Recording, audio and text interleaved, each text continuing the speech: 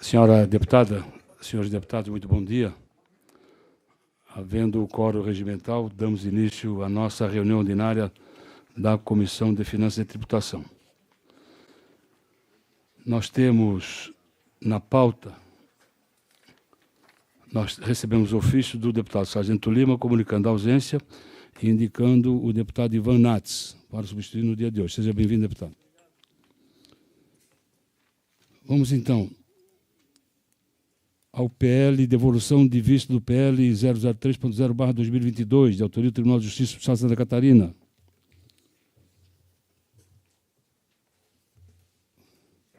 Houve solicitação, esse deputado emitiu o seu relatório e voto.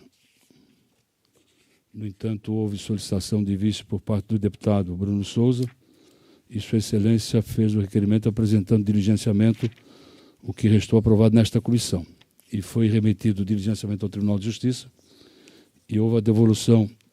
A resposta foi feita na sexta-feira da semana passada, e foi encaminhado ao deputado Bruno e depois aos demais deputados. Deputado Bruno, como se manifesta Vossa Excelência? O tribunal ele foi rápido em responder, o que é salutar. Entretanto, e já foi apontado, inclusive, com a nossa diligência, foi identificado um erro no site do próprio tribunal, no nosso próprio site, e isso foi corrigido também. Entretanto, nós conversamos com a consultoria e o que eles mandaram são notas de reserva, ou seja, separa-se uma dotação disponível e dessa dotação se reserva uma parte para os gastos que estão sendo criados. Acontece que os valores reservados nas notas de reservas coincidem com os das previsões de gastos antigos, mas não com a nova revisão após a nossa diligência. Então, eu votarei contrário ao projeto, apenas por conta disso também, e também porque acredito que não existe independência de poderes quanto à fonte, né? A fonte é sempre o pagador de impostos catarinense. Então, o que nós estamos fazendo aqui é criar mais cargos comissionados, o que eu sempre tenho votado contrário. E votarei da mesma forma, mesmo que seja em outro poder. Senhoras deputadas, senhores deputados, o deputado Bruno faz a devolução do pedido de vista, sem apresentar voto de vista, mas faz comentários. Então, prevalece o relatório do relator, que é pela aprovação da matéria em discussão, não havendo quem queira discutir em votação. O senhor deputado concorda, permanece como se encontra aprovado, com voto contrário do deputado Bruno Souza, o PLC 003.0/2022. Nós temos também o projeto de lei, o 0047.5/2020. Esse projeto de lei foi relatado ainda o ano passado pelo deputado Silvio Drevik, e Sua Excelência, na época, apresentou um relatório que é pela aprovação da matéria. No entanto, houve solicitação de vista por parte do deputado Bruno Souza.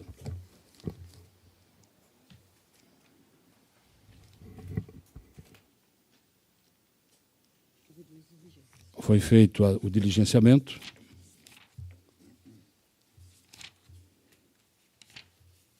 Houve a resposta do diligenciamento e o deputado Bruno emitiu o relatório e voto, emitiu um voto vista. No entanto, há precedência do deputado Silvio Drevik com seu relatório de voto. Presidente. Deputado Bruno, por gentileza. Nós estamos falando do 47.5/2020, correto? Sim. Então, eu anexei o voto de vistas, mas eu queria fazer a defesa do meu voto de vistas. Pois não, Vossa Excelência, com a palavra. Senhores, eu peço uma especial atenção nesse projeto. Esse projeto é da autoria da deputada Paulinha e é um projeto, na minha opinião, contra os catarinenses. E eu vou explicar por que esse projeto é contra os catarinenses. Ele tem como condão, ele tem como ementa, ele dispõe sobre a atividade de credenciamento de novos médicos e psicólogos para a realização de exame de aptidão física e mental e avaliação psicológica, legalmente exigidos e relativos à Carteira Nacional de Habilitação no Estado de Santa Catarina. Esse projeto ele não deveria ter passado pela comissão de CCJ, eu vou fazer só uma recapitulação do porquê para poder chegar no meu ponto que é atinente a essa comissão. A Secretaria de Estado da Saúde se manifestou veementemente contra o projeto. O DETRAN se manifestou com mais força ainda contra o projeto. Todos ainda no âmbito da Comissão de Constituição e Justiça. Todas as diligências foram no sentido contrário ao projeto. Entretanto, o relator naquela comissão ignorou solenemente todos os apontamentos, não enfrentou o caso e aprovou, tocou para frente. Tocou aqui para essa comissão. Obviamente, o projeto é inconstitucional, já que ele está impondo obrigações a um outro poder. Ele está dizendo como o DETRAN deve fazer o seu sistema de credenciamento de médicos e psicólogos. Então, obviamente, isso é inconstitucional, não precisa ter nenhum aprofundamento em direito constitucional para saber que deputados não podem fazer isso. A Casa Legislativa não pode fazer isso. Entretanto, o projeto passou da mesma forma, né? E por que eu considero esse projeto um projeto contra o catarinense e um projeto vil? Em síntese, o projeto, eu não tenho absolutamente nenhum interesse aqui a não ser o interesse do catarinense, porque o projeto ele tem como objetivo central o de impor limitações quanto à ampliação do número de médicos e psicólogos credenciados para a realização de exames de aptidão física e mental e avaliação psicológica em candidatos à obtenção de permissão para dirigir ou da renovação da CNH. Ou seja, ele quer impor uma reserva de mercado. Quer limitar o número de médicos e psicólogos que podem atender aos catarinenses. Dizer que, olha, só esse grupo aqui pode atender. Está limitado. Mais ninguém. É só esse pessoal aqui. E aí o catarinense que se vire para chegar até esse pessoal aqui.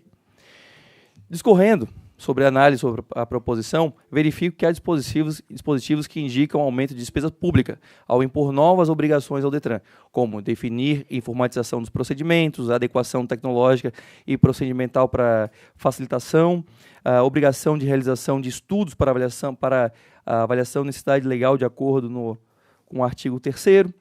Então, existe aqui imposição também de despesa, aumento de despesa para o Executivo. Tendo em vistas as nuances acima eu recorri à nossa tão ignorada consultoria legislativa, infelizmente ignorada, desta casa, que informou que o projeto pretendido depende do cumprimento dos requisitos da Lei de Responsabilidade Fiscal, conforme destaco abaixo no trecho da nota técnica. Eu só peço uma atenção dos senhores, por favor, em silêncio, para que eu possa relatar. Muito obrigado. Conforme destacado abaixo, o trecho da nota técnica, solicitada por esse parlamentar, diz a nossa consultoria legislativa, a consultoria dessa casa. Da análise dos aspectos afetos à Comissão de Finanças e Tributação, não se verifica qualquer estimativa de despesa ou declaração do ordenador da despesa de adequação orçamentária, exigidos pelo artigo 16 da LRF, apesar dos possíveis custos envolvidos no cumprimento dos dispositivos propostos no artigo 13, 14 e 19. Por fim, entende-se que a proposição não cumpre os requisitos legais quanto à criação ou aumento de despesas, elencado no artigo 16 da LRF.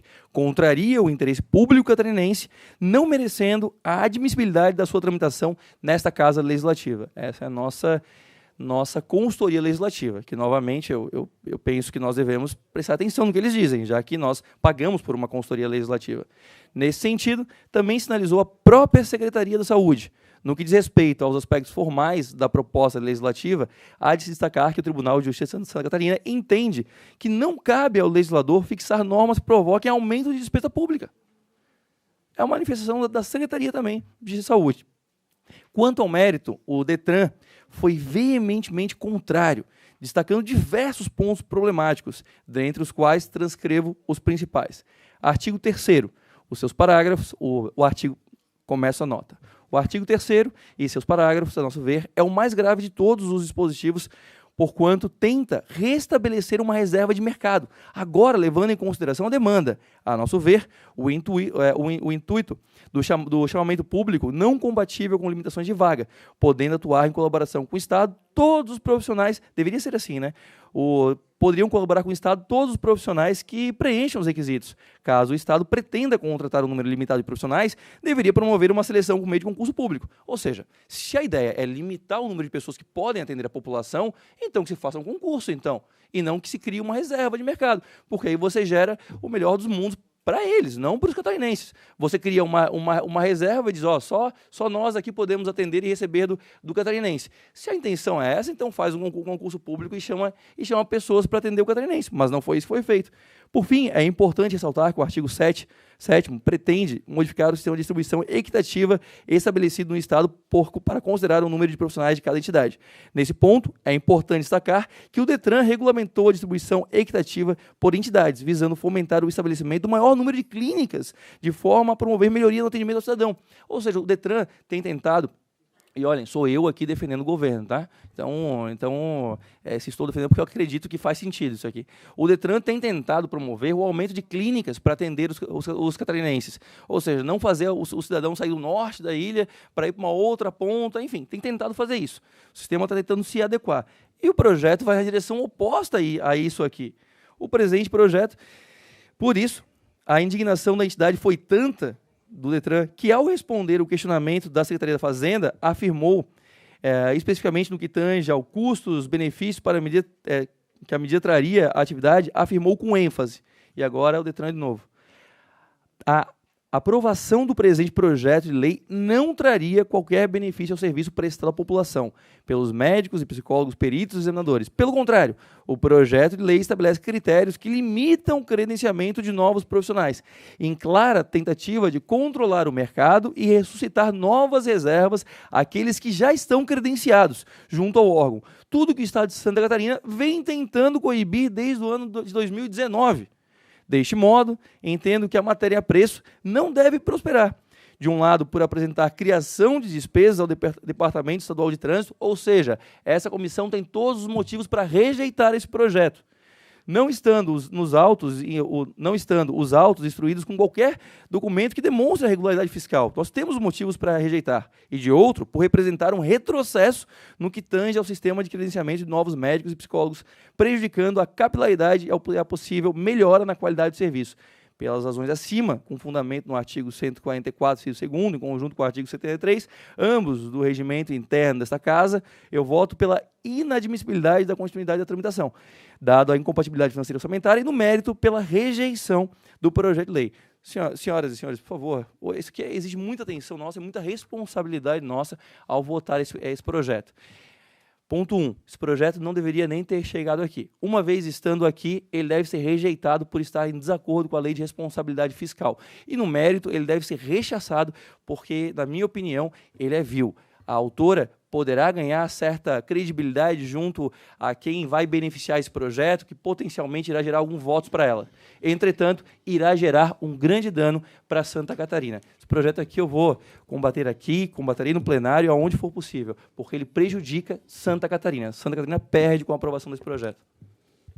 Deputado Silvio, o deputado Bruno fez o relatório do voto vista. Vossa Excelência, com a palavra. Senhor presidente, senhores deputados, senhoras deputadas, o deputado Bruno fez um relatório com conhecimento profundo da matéria no que diz respeito à inconstitucionalidade. Isso é verdade. Mas eu, nesta comissão, tomei uma decisão pessoal. Eu vou analisar o mérito na questão orçamentária, financeira e o que compete à Comissão de Finanças. Não vou mais analisar a inconstitucionalidade, porque cabe à comissão. E, pelo que eu percebi, a Comissão de Constituição e Justiça foi 100% favorável. Mas Vossa Excelência também manifestou-se que há algumas divergências no que diz respeito à questão orçamentária, de custos e tal. Então, se Vossa Excelência me permitir, eu gostaria de analisar com mais tempo seu voto vista, para depois me manifestar novamente a respeito, se assim o presidente conceder. Deputado Silvio Dreve, que solicita a retirada de pauta para que possa fazer o exame do voto vista do deputado Bruno, é isso? Perfeito. Senhor presidente, solicito que Vossa Excelência indique no regimento onde isso é possível.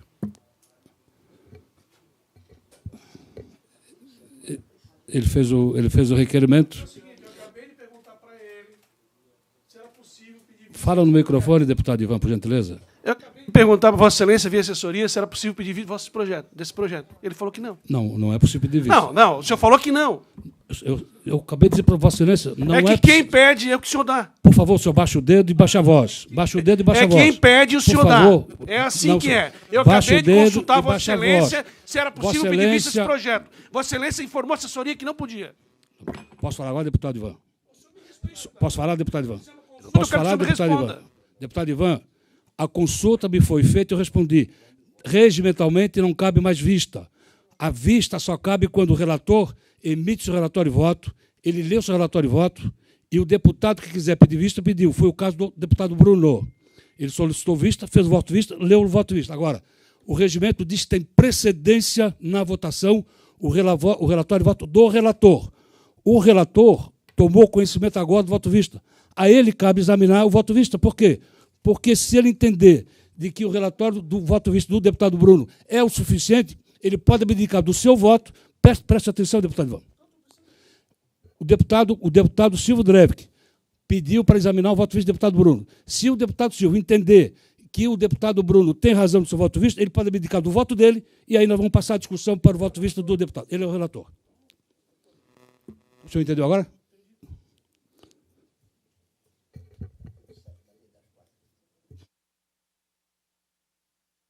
Então, devolve-se o projeto de lei ao deputado Silvio Drevik para fazer o exame do voto vista. Eu consulto Vossa Excelência se eu posso fazer vistas junto com o deputado. Não existe essa possibilidade. Tá bom. Senhor deputado, vamos então às demais matérias. Tenho em meu poder 2 projetos de lei que tratam de autorização de doação de imóveis no município de Maracajá e também no município de Itá.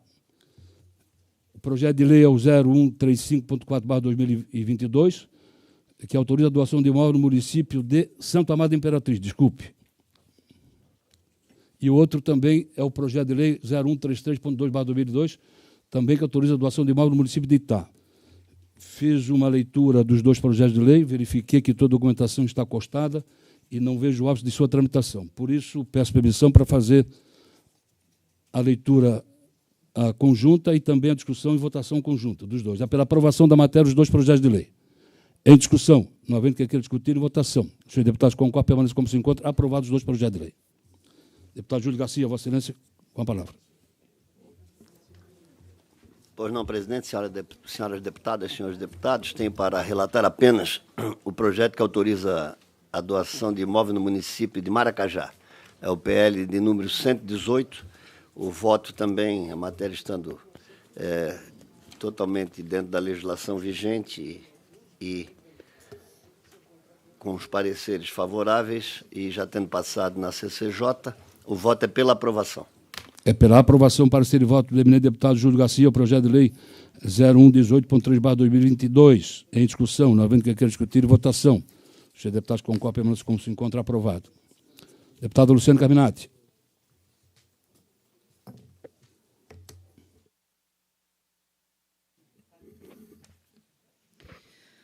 Quero cumprimentá-lo, presidente, colegas deputados e deputada. Em minhas mãos, o PL 136.5 de 2022, de autoria do Governo do Estado, que autoriza a doação de imóvel no município de Ipuaçu.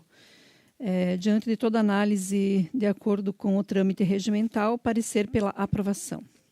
É pela aprovação, parecer e voto da eminente deputada Luciano Carminati ao PL 0136.5/2022. Em discussão, não havendo quem queira discutir, em votação. Os senhores deputados concordam, permaneçam como se encontra, aprovado. Vossa Excelência continua com a palavra.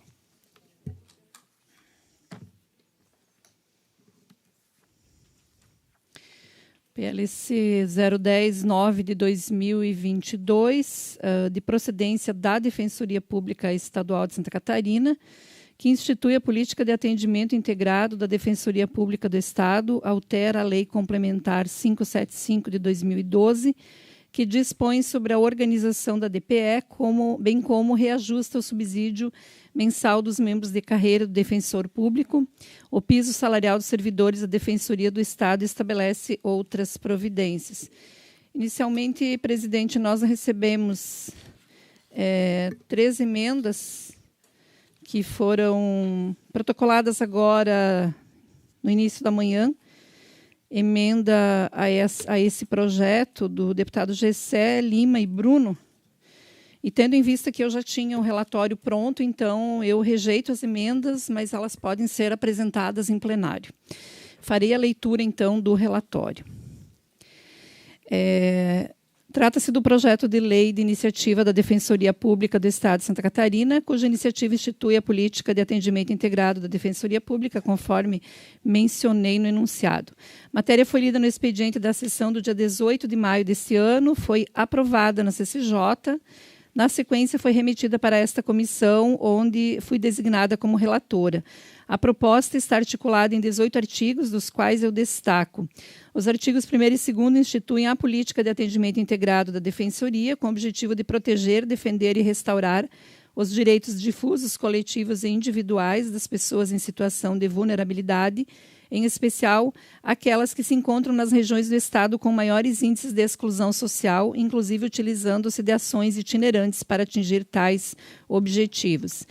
O artigo 3º traz o rol das diretrizes da política em relevo, que inclui desde a identificação dos obstáculos ao acesso à justiça, passa pela proposição de políticas públicas voltadas à defesa de direitos e pela capacitação de lideranças comunitárias com o objetivo de promover a conciliação e mediação de conflitos e culmina com a prestação de orientação jurídica à defesa judicial aos necessitados. Terceiro, por sua vez, o artigo 4º estabelece que o atingimento dos objetivos serão perseguidos por meio de programas de serviços itinerantes, do compartilhamento de estruturas físicas e de equipamentos com outros órgãos públicos e do emprego de soluções e tecnologia da informação. Quarto, na forma dos artigos 5º, 6º e 7º, a Defensoria Pública, para os fins de execução da política em tela, fica autorizada a firmar convênios e outros ajustes, trabalhar com a colaboração de outros órgãos públicos, entidades civis e instituições de ensino, além de poder se valer de prestação voluntária dos serviços. Ainda, o artigo 11º da proposta altera o artigo 24C da Lei Complementar 575, de 2 de agosto de 2012, para o fim de permitir a oferta de estágio para os estudantes do direito em qualquer fase do curso. O artigo 12 acrescenta o artigo 25A à Lei Complementar 575, de 2012, criando gratificação para membros da Defensoria que acumularem cargos ou funções. Da mesma forma, o artigo 13º acrescenta os artigos 64A, B, C, D e E à Lei Complementar 575, de 2012, para o fim de instituir e regular o Diário Eletrônico da Defensoria Pública no Estado de Santa Catarina. Os artigos 14 e 15 prevêem, respectivamente, reajuste da ordem de 15,5% dos subsídios dos membros e de 13,5% do piso salarial dos servidores. Esboçando o conteúdo da proposta, passo a tratar da exposição de motivos acostada às páginas 8 a 16, na qual o Defensor Público Geral aduz que a política proposta pretende construir um marco regulatório da capilarização dos serviços destinados à proteção, à defesa e à restauração dos direitos difusos, coletivos e individuais das pessoas em situação de vulnerabilidade ou de risco pessoal e social. Outro sim, justifica o reajuste como forma de valorizar a carreira e recompor as perdas inflacionárias. Além disso, informa que o subsídio dos defensores é o segundo menor entre os entes federados, o que explica, em parte, a dificuldade de reter profissionais capacitados em seus quadros. No transcorrer da tramitação do presente projeto legislativo no âmbito desta Casa de Leis, mais especificamente na Comissão de Constituição e Justiça, o Defensor Público apresentou emenda substitutiva global acostada às folhas 47 a 50 dos autos, promovendo alterações no texto original. Primeiro, a retirada do dispositivo que previa a criação de gratificações por membros por acumulação de cargos ou funções. Segundo, a inclusão de um dispositivo prevendo a reestruturação da carreira de defensor por meio da compactação das diferenças percentuais entre seus níveis, diminuindo a diferença de 10, atualmente estabelecida no parágrafo 3º do artigo 25 da Lei Complementar 575 de 2012, para 5%, e a fixação do percentual do reajuste do subsídio e do piso dos servidores em apenas 4,29%. Desta feita, o Defensor Público Geral justifica as alterações, argumentando no sentido de que será concedido reajuste limitado ao índice inflacionário de janeiro a abril do ano em curso, como forma de garantir a segurança jurídica da medida em face das limitações impostas pela legislação eleitoral, e a compactação das diferenças de percentuais entre os níveis de carreira é aderente ao modelo adotado pelo Poder Judiciário, Ministério Público e Procuradoria-Geral do Estado. Ademais, informa que das medidas constantes da proposição acessória decorre menor impacto financeiro do que o projetado em face da adoção das medidas constantes no texto original. Navegando nas páginas do processo eletrônico, observo que o mesmo está instruído com manifestação da Secretaria da Administração informando que aquela pasta não se opõe ao texto original enviado à Casa. Segundo, manifestação da Diretoria do Tesouro Estadual, a DITE, informando que, de acordo com o relatório de gestão fiscal relativo ao terceiro quadrimestre do ano passado, o Estado não atinge o limite de gasto com pessoal estabelecido pela Lei de Responsabilidade Fiscal, bem como que, conforme a última avaliação bimestral, a relação entre despesas correntes e receitas correntes do Estado também não atinge a proporção limite. Terceiro, manifestação do grupo gestor do governo informando que não cabe a este se manifestar acerca de anteprojeto de lei proposto pela Defensoria. Quarto, declaração do ordenador primário de despesa atestando que a proposta acessória está adequada orçamentária e financeiramente ao PPA, à LDO e à lei orçamentária.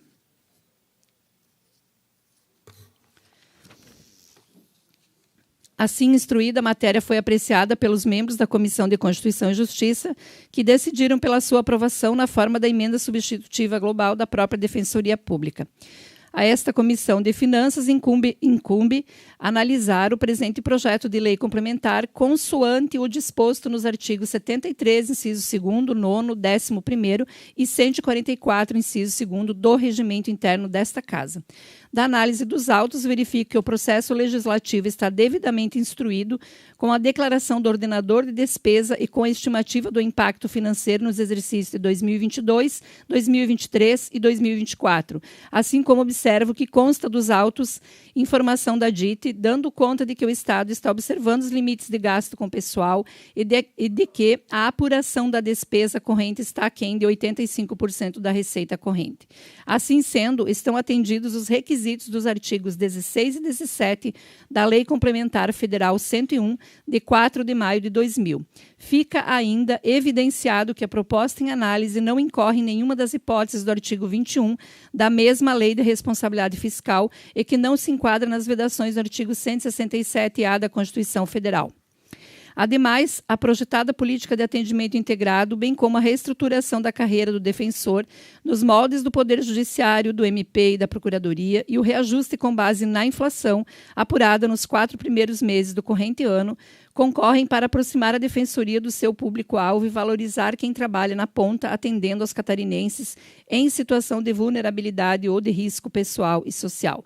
Assim sendo, no meu entendimento, a matéria encontra-se regida do ponto de vista dos requisitos básicos de observância regimental atribuídos a este colegiado fracionário. Ante o exposto, voto pela aprovação da matéria do referido projeto de lei na forma da emenda substitutiva global, as folhas 47 e 50, já aprovada na CCJ, dando sequência à sua tramitação regimental. Esse é o meu voto, presidente. Senhores deputados, é pela aprovação, parecer e voto da deputada Luciana Carminato até o PLC 0010.9/2022, na forma aprovada na CCJ e fazendo a rejeição das emendas apresentadas pelo deputado Bruno Souza, deputado Gessé Lopes, deputado Sargento Lima.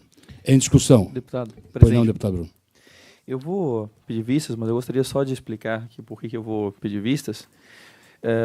Em primeiro, porque nós temos aqui, além da estimativa de despesa, tem apenas a declaração do ordenador de despesa de que o projeto tem compatibilidade com as peças orçamentárias, mas essa declaração ela não é suficiente, né? Tem que haver também a demonstração, além disso, não basta apenas alegar, né? E na exposição de motivos da emenda substitutiva global, o defensor público garante que, aspas, as peças resultantes de aplicação da lei correrão à conta de dotações orçamentárias consignadas à Defensoria Pública do Estado, já incluídas na LOA de 2022, sem necessidade de qualquer suplementação ou aporte de recursos para além daquele já aprovado.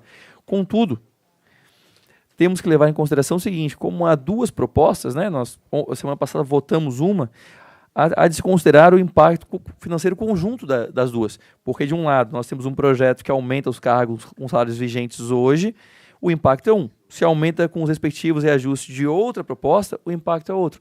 Então eu vou pedir vistas apenas para poder fazer essa análise desses projetos em conjuntos e tentar entender, até mesmo, quem sabe, consultar a própria Defensoria Pública para entender um pouquinho melhor isso. Vamos conceder vista a Vossa Excelência, sim, com certeza. Mas, deputado Bruno, nós temos aí o prazo eleitoral chegando, né, e tem que ser aprovado em plenário, inclusive até o dia 2 de julho. Se Vossa Excelência concordar, possamos fazer a discussão e votação na semana que vem. Havendo a concordância dos demais deputados, deputado Ivan. Só queria fazer uma pequena observação, assim, com relação a esse projeto de lei, embora o pedido de vista dos deputados suspenda o debate aqui, é de que, efetivamente, os defensores públicos eles ficaram fora da recuperação salarial que a gente fez no final do ano passado. E porque havia uma divergência. O que aconteceu foi o seguinte, uma divergência entre o reajuste salarial dos defensores e dos funcionários, dos servidores que trabalham na defensoria. E, nesse período, eu acompanho bastante isso, porque acompanho a Defensoria Pública, aliás, sempre que tenho oportunidade, parabenizo a Defensoria Pública de Santa Catarina, que indiscutivelmente é uma das melhores do Brasil, e nesse período se permitiu aproximar os valores, senhor presidente, o que reajusta os defensores públicos, que é simplesmente a inflação, e o que reajusta os servidores, que estavam com a tabela um pouquinho defasada. Então, a proposta atende o interesse dos defensores e dos servidores.